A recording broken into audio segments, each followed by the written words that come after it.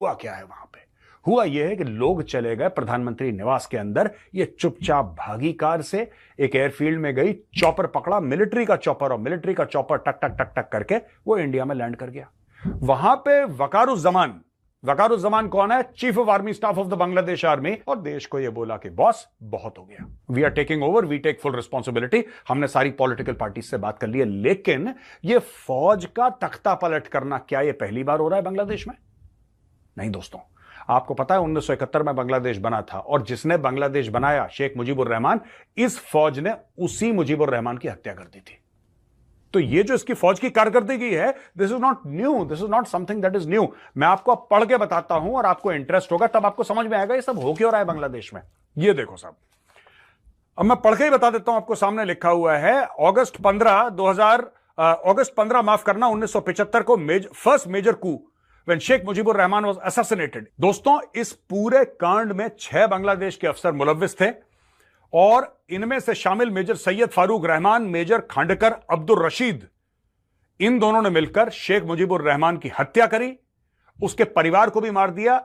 शेख रेहाना और शेख हसीना, ये दोनों बहनें बाहर थी। शेख हसीना आप जानते हैं जो अभी भागी है, ये भी बाहर थी, और शेख रेहाना इसकी बहन ये भी बाहर थी, इसलिए वो बच गए। पूरे खानदान को इन्होंने नस्ते नाबूद कर दिया, और खांडेकर मुश्ताक अहमद राष्ट्रपति बन गया बांग्लादेश का।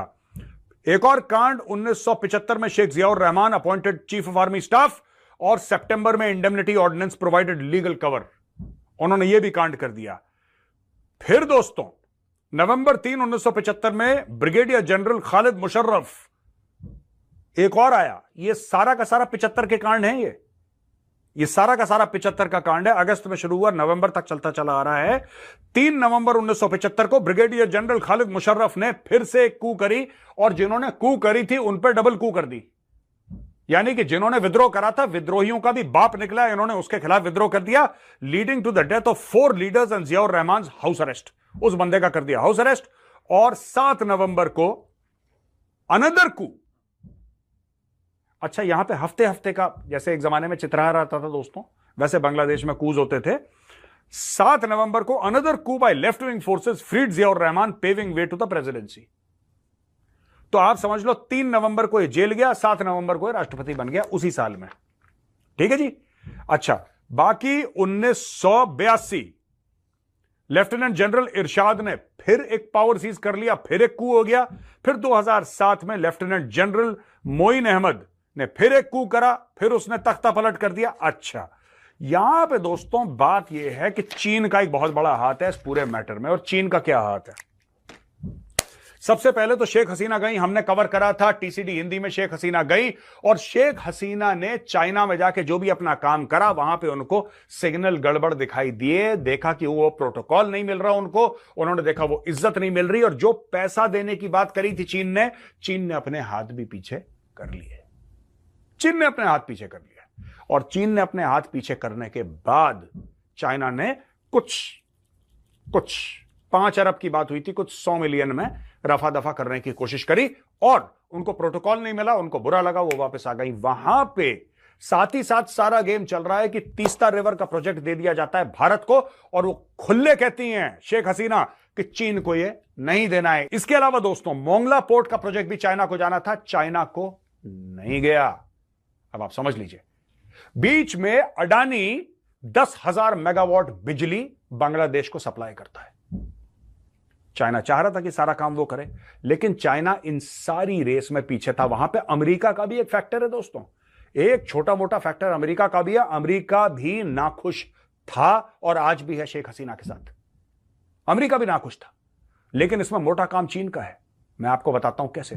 ये शेख हसीना के कुछ लॉयल मिलिट्री ऑफिसर्स लगातार शिकायत कर रहे थे चाइना से कि भाईजान, जो हमने आपसे हवाई जहाज खरीदे हैं, जो हमने आपसे शिप्स खरीदे हैं, जो हमने आपसे वेपन्स खरीदे हैं, आर्टिलरी खरीदी है, राइफल्स खरीदी हैं, वो सब कबाड़ा हैं। That's all bloody junk, they don't fire. आपका हथियार चलता ही नहीं है, वो हथियार किस काम का? और जब उन्होंने बोला कि आप इसको ठीक करके दीजिए, चीन ने बोला और पैसा चाहिए, मैं और पैसा लाओ तब हम देंगे। तो ये तनाव और तकरार की स्थिति बनती चली गई। वहां पे जो रिजर्वेशन की बात थी दोस्तों, पीछे की कहानी ये है कि रिजर्वेशन की बात थी, ये मुख्य तौर पे रिजर्वेशन किसको दिया था? ये मुख्य तौर पर रिजर्वेशन जो मुक्ति बाहिनी थे, जो शेख मुजीबुर रहमान के साथ थे, जिन लोगों ने बांग्लादेश के लिए हथियार उठाए और अपनी गर्दनों को, अपने माथे को संगीन के ऊपर रखा, तलवारें अपनी गर्दन पे रखी और देश के नाम पे मर मिटे, उनके बच्चों को रिजर्वेशन देने की बात थी बांग्लादेश में कि भाई उनके बच्चों के लिए कुछ बढ़िया करा जाए। यहां पे स्टूडेंट जो थे वो दुखी हो गए रिजर्वेशन आज से। ये रिजर्वेशन आज से है जो आज दुखी हो रहे हैं। ओ भाई, ये बहुत पहले की बात है और पहले भी इसके ऊपर प्रोटेस्ट हुए थे, लेकिन छुटपुट लाठी चार्ज हुआ है, 2-4 टीयर गैस के शेल्स फायर हुए, हवाई फायरिंग करी, सब वापस। ये इतना बड़ा हो कैसे गया मामला? ये इतना बड़ा मामला कैसे हुआ कि पूरा हुजूम का हुजूम घुस गया प्रधानमंत्री निवास के अंदर और वहां से सब कुछ चीजें चोरी कर दी। यहां पे गाड़ी में ये भागती हैं, हेलीपैड में जाती हैं, मिलिट्री का हेलीकॉप्टर लेके इंडिया। भाई साहब, इतना आसान है? ये इतना आसान है? आपको लग रहा है ये बिल्कुल कोई मालपुआ है जो खा गया? नहीं, ये बाहर से मैन्युफैक्चर करा गया। ये जो पूरा प्रोटेस्ट है दोस्तों, ये ऑर्गेनिक नहीं है। This is not an organic protest. ये बाहर से, हां ठीक है, सारे के सारे जो इसके फैक्टर्स थे, मैं मना नहीं कर रहा, all the factors that are there are local. चाहे वो रिजर्वेशन का मामला हो, चाहे heavy handedness of the government हो, चाहे गवर्नमेंट का है शूट एट साइट, चाहे स्टूडेंट से ना बात करनी। ये जो पूरा स्टूडेंट्स का मामला है, नया नहीं है। जो बांग्लादेश भी बनाया था, शुरू में जो स्ट्रगल हुआ था दोस्तों 1948 में, मोहम्मद अली जिन्ना जाता है ढाका। मोहम्मद अली जिन्ना जाता है ढाका, वहां पे सबके सामने यह फरमाइश करता है कि साहब पूरे पाकिस्तान में उर्दू बोली जाएगी। जब उसके सामने उसकी हैकलिंग हुई थी जिन्ना की, वो भी बांग्लादेश के स्टूडेंट्स ने करी थी दोस्तों। जब 1 यूनिट प्लान आयूब खान ने बोला कि नहीं 1 यूनिट प्लान होगा और पूरा सब लोग उर्दू बोलेंगे, और उसके बाद जो बांग्लादेश में जितना भी कांड हुआ, इंक्लूडिंग दैट इलेक्शन जिसमें शेख मुजीबुर रहमान को एब्सोल्यूट मेजॉरिटी मिली थी और जुल्फिकार अली भुट्टो ने मना कर दिया था कि नहीं जाओ, आपको नहीं बनाते हम प्रधानमंत्री पाकिस्तान का, उसके बाद जो फसाद हुए थे वो भी स्टूडेंट्स ने करे थे। तो स्टूडेंट पॉलिटिक्स जो है दोस्तों, ये 1947 से जब वो ईस्ट पाकिस्तान था तब से ये स्टूडेंट पॉलिटिक्स चलती चली आ रही है, लगातार दर लगातार। आगे चल के क्या होगा नोबडी नोज, हमें नहीं पता आगे चल के क्या होगा दोस्तों, लेकिन इतनी बात तय है कि Sheikh Hasina, she is now in her 70s, उनका मैटर खत्म हो गया। लेकिन एक और चैप्टर में आपको बताता चलूं ये वीडियो खत्म करने से पहले दोस्तों, तब भी ताकतें थी जो शेख मुजीबुर रहमान के खिलाफ खड़ी थी। वो ताकतें थी जमातुल इस्लामी की, वो जमात की ताकतें थी जो पाकिस्तान की लॉयल थी, जो रेडिकल इस्लामिस्ट थी, जो मौदूदी का जो नजरिया था उसको मानती थी। वो ताकतें आज भी बांग्लादेश में हैं। वो वही ताकतें हैं जमात इस्लामी से मोटिवेटेड, जो ब्लॉगर्स की गर्दनें काटती हैं, जो वायलेंस करती हैं माइनॉरिटीज के खिलाफ।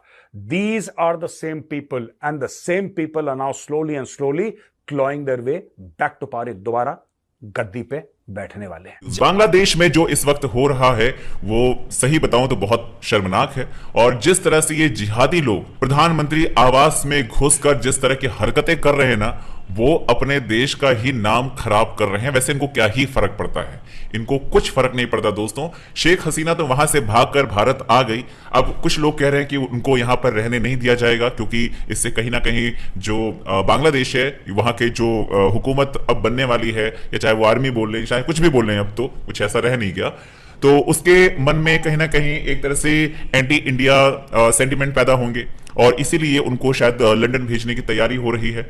और इस पर लगातार हम आपको खबरें तो देते रहेंगे, लेकिन जो माहौल है वो हमारे देश में भी चल रहा है। बहुत से कुछ ऐसे समाज के तत्व ऐसे हैं जिनके बारे में बोलना जरूरी है कि वो एक तरह से भारतीयों को ही धमका रहे हैं कि एक तरह से बांग्लादेश में जो हुआ वो सिर्फ झांकी है और आगे देखो क्या क्या होता है।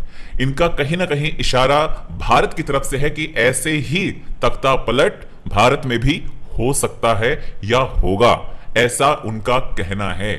मतलब जिस देश में आप रह रहे हैं, जिस देश में आप खा रहे हैं, जिसमें पैदा हुए, वहां पर रहकर चंद लोकप्रियता के लिए या यूं कहें कि अपने नेताओं के चाटने के लिए आप इस तरह के बयान दे रहे हैं। शर्म आनी चाहिए आप लोगों को कि आप जिस तरह की बातें कर रहे हैं। और केवल मैं आपको सच बताऊं तो ये भी उन्हीं जिहादियों से कम नहीं है जो सिर्फ समय का इंतजार कर रहे हैं और ये ऐसा करने से पीछे नहीं हटेंगे।